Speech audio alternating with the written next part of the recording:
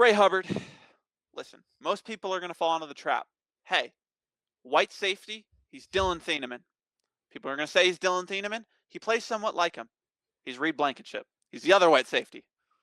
That's what I'm going with. All right, because he's not the athlete Dylan Thieneman is. Um, he is still a damn good athlete though. He's a damn good athlete, and I tell you what, he does have the Dylan Thieneman processor. This guy sees the field better than anyone in this class, except maybe my number one, KJ Bolden.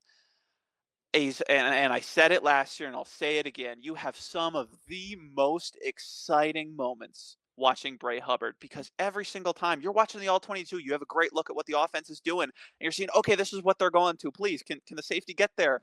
And they never do. And then you watch Bray Hubbard, and he does it like 4 times a game. He just sees it and goes right towards it. Like, all right, this guy's just a magnet to the quarterback size.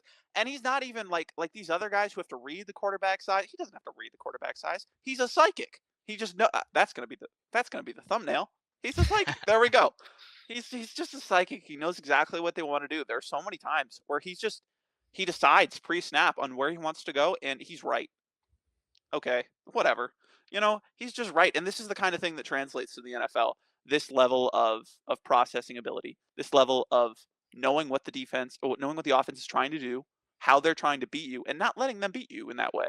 Forcing them to come with the hard option, forcing them to throw the tough ball because he can get beat, but you're going to have to throw the tight window, right? It's not like he's perfect all the time, but he gets close. As a run defender, that's where most people hang their hat on Hubbard. He's elite, in my opinion. I mean, there are just so many moments where he comes downfield, gets a TFL, blows up the play, chucking guys on their ass, and he does it, and it's so impressive. The thing with Bray Hubbard, though, is when you're talking about these other elite run defenders, he's got the flashes, but man, there are negatives. There's play against Vanderbilt where he just, unless I'm wrong, because I'll be honest, I'm not the best at identifying completely run fits. Like, he could be doing the correct assignment here, but I'm going to put the play up. He kind of just goes for the contain.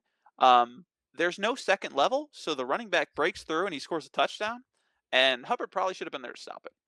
But maybe he shouldn't have been. Again, maybe one of you are a lot smarter than me on the run game. Let me know if Hubbard was in the wrong there or in the right. And that had happened a few times. That's a real concern with him. And it's not just happening in run defense, right? This is a guy who guesses right 90% of the time. And when he guesses right, it's beautiful. But the 10% of the time he doesn't. Ooh, we got a couple of coverage busts on tape. We're letting guys go. Our zone is just not covered. There's just a gap in the defense where he should have been because he guessed wrong. It's something that you're absolutely willing to live with, but it is something that knocks him down a little bit.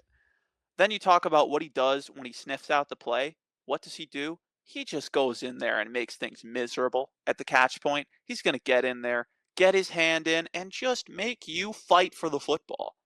He's got great ball skills. He's going to pick that ball out of the air and have no trouble with it. This is a guy that could have played receiver, hasn't even been playing the position that long, and he's already this good at it. He's going into, I think, his true senior year.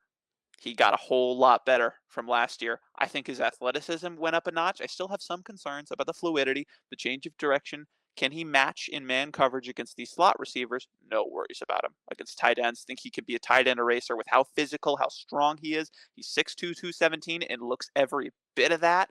So powerful. He's a great tackler. He's a physical, he will put you on your ass. There is so much to love about Bray Hubbard. I question maybe all-pro ceiling. I don't know if it's there, right? I've got a 2 through 3 on him. I got a projected 2 on him. But man, I'd be surprised if this guy wasn't a starter. I'd be surprised if he wasn't a good football player. It just kind of depends on if he guesses 90% right in the NFL, he's Pro Bowler. If he guesses 80% right, 75% right, if the instincts get down a little bit when you've got these more complicated concepts, when you've got these elite QBs looking you off, if he can't get up to speed, then we're talking about maybe a pedestrian number 2 because he's still got the athletic ability, the run defense ability, the man coverage ability. He's got all this stuff. It's just going to depend on how well that elite processor translates to the next level for me. Did you see the notorious play against Florida State? I don't know if I did. I think I watched that game. Maybe I did. There was a play where he just wasn't hustling very hard in the run game. It was Mm, week 1, by the way, one of his worst all-around performances this season, and he just kinda I think he got drowned out of the run fit a little bit, and he let a guy take the sideline for free. It's actually an easy yep. enough play to find where Victor can just put it up right now, and he got called out for it after the game in the Really? post-game interview, I think it was. Yeah, and he took accountability. He said I think he may have literally said, "I take accountability for that." That's just football player speak, everyone says that. Yeah. And then he turns in for the rest of the season to an absolute dog in the run game, Yeah. sticking his nose in the run fit nonstop, taking on blocks, somehow playing above his weight class when he was playing probably north of 215 pounds last year, hitting hard as a tackler, almost developing a little bit of enforcerness to his game, hitting guys at the catch point, You're scared to go attacking up with against him. stopping power. Yup. Bray Hubbard, after he got called out early, became almost a prototype strong safety. And so I have the utmost confidence in how he's going to play in the run fit. We know he wants it. We know he sees it good most of the time. This is a statistic that I love on Hubbard. When I was watching him early, I wasn't all the way there watching his early season performances. Thought he was a little shaky technique wise. He had 8 missed tackles in the first half of the season. He had 1 in the second half, and it wasn't luck. It was technical improvement. He started consistently Mhm. wrapping up that lower half, bringing guys down that way, finding the style that worked for him, and he's going to take that into next season, and he's going to miss 6% of his tackles because we know that he's got it down pat now. In coverage, I think there's room for him to get even better when he's already Yeah. really solid, not because he's not seeing things quick enough and he has to fully wield this athletic upside he's got, but because I know he's seeing things well. And it still feels like there are little moments of hesitation where he's just not sure, should I go for this? He Yeah. doesn't have that utmost confidence yet. He guesses right a lot. He needs to play with even more of that confidence and swagger and coverage. He's already all over the field, is only going to get better next season. Love what he brings to the intermediate part of the game. Shallow zones, he understands the spacing. He can eliminate an entire curl flat concept by himself. He plays down and distance like no other safety in this class. Clearly, a dude who's doing his homework. He's put in the work and coverage to maximize what he's got. If he can just take that next step up next year, this is going to be a really nice prototype, strong safety for the NFL level. Not a pure box guy, not just a guy who's out there to defend the run, but an excellent one of two strong safety. Really look forward to seeing if he can take that leap up next season because he got better last year, and I think the arrow was pointing up on Bray Hubbard.